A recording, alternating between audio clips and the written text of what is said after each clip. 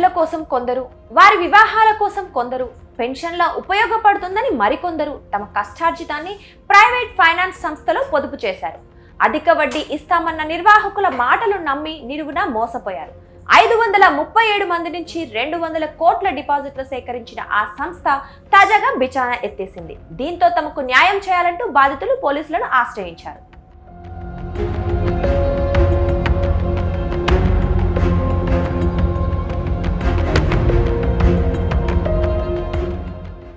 ఉమ్మడి కృష్ణా జిల్లాకు చెందిన మేకా నేతాజీ, ఆయన కుమారుడు శ్రీహర్ష హైదరాబాద్ అబిడ్స్ లో Sri Priyanka enterprises graphic system finance కంపెనీని నిర్వహిస్తున్నారు.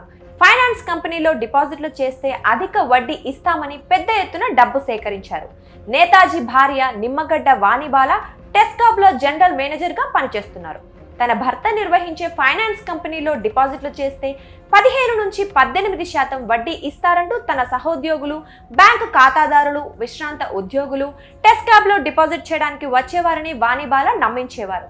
ఇలా గత కొన్నేళ్లలో చాలా మంది టెస్కాబ్ అధికారులు, వివిధ జిల్లాల డీసీసీబీల సిబ్బంది ఈ కంపెనీలో 5 లక్షల నుంచి 1 కోటి వరకు డిపాజిట్ చేసినట్లు తెలుస్తోంది.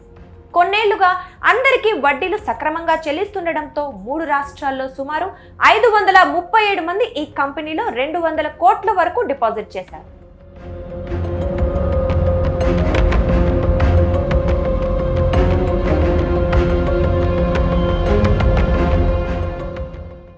అయితే గతేడాది డిసెంబర్ వరకు వడ్డీలు సక్రమంగా చెల్లించిన నిర్వాహకులు ఆ తర్వాత నుంచి జాప్యం చేయడం ప్రారంభించారు.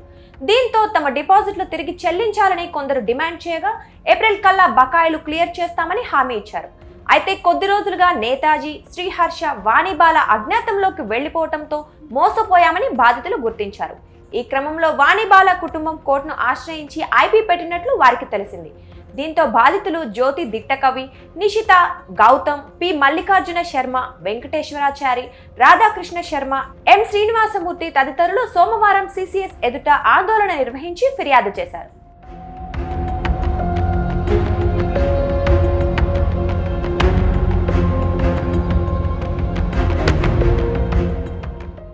ఈ ఘటన నేపథ్యంలో టెస్కాబ్ జనరల్ మేనేజర్ నిమ్మగడ్డ వాణిబాలను సస్పెండ్ చేస్తూ యాజమాన్యం సోమవారం ఉత్తర్వులు జారీ చేసింది. ఆమె వ్యవహారంపై విచారణకు ఆదేశించినట్లు టెస్కాబ్ ఎండీ మురళీధర్ తెలిపారు. ఈ నెలలో ఆమె పదవీ విరమణ చేయాల్సి ఉండగా ఆయా భత్యాల చెల్లింపు నిలిపివేయాలని సంస్థ నిర్ణయించింది. ఆమె అందుబాటులో లేకపోవడంతో సస్పెన్షన్, విచారణ ఉత్తర్వులను హైదరాబాద్ న్యూ సైదాబాద్ కాలనీలోని ఆమె ఇంటికి సిబ్బంది అంటించారు. టెస్కాబ్ లో పెన్షన్ లేదని, ఈ వడ్డీ ద్వారా జీవనం గడుస్తుందని వాణిబాల మాటలు నమ్మి తాము సంపాదించుకున్న మొత్తాన్ని ఫైనాన్స్ కంపెనీలో పెట్టి మోసపోయామని సంస్థలోని పలువురు రిటైర్డ్ అధికారులు ఆవేదన చెందుతున్నారు.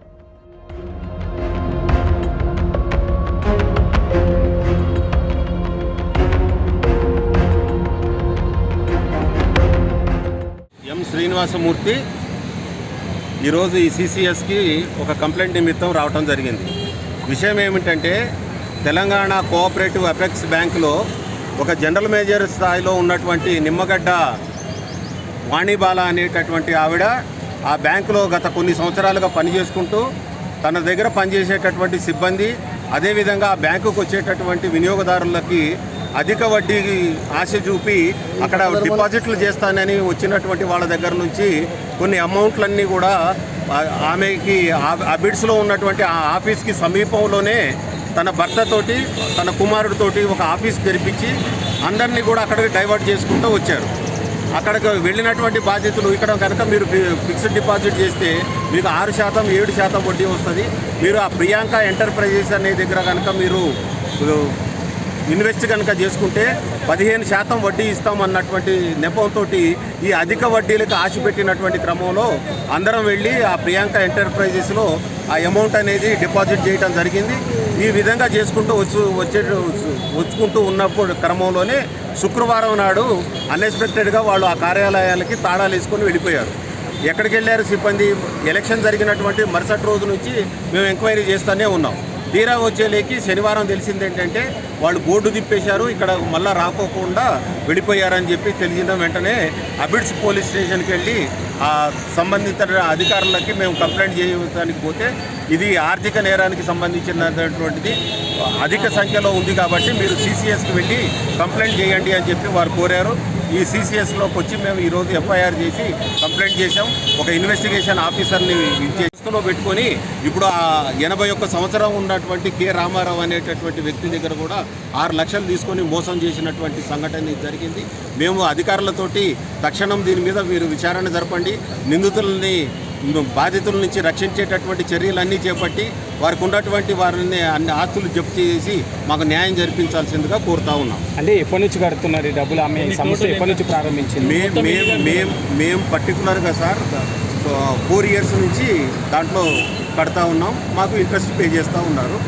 కొంతమంది ఇక్కడికి వచ్చినటువంటి వాళ్ళు చెప్పేది ఏంటంటే 20 ఇయర్స్ 22 ఇయర్స్ నుంచి కూడా కట్టుతున్నటువంటి వాళ్ళు దాంట్లో ఇన్వెస్ట్ చేసినటువంటి వాళ్ళు ఉన్నారు. అంటే మీకు 4 ఇయర్స్ ఇంట్రెస్ట్ ఇస్తున్నారు, 15% లాగా పే చేస్తున్నారు.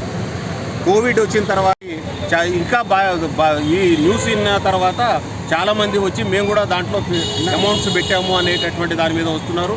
ఈ క్రమంలోనే ఒక ఆర్టీసీలో రిటైర్ అయినటువంటి ఒక ఎంప్లాయీ ఆయనకు ఉన్నటువంటి సుమారు మొత్తం 517 మంది బాధితులు.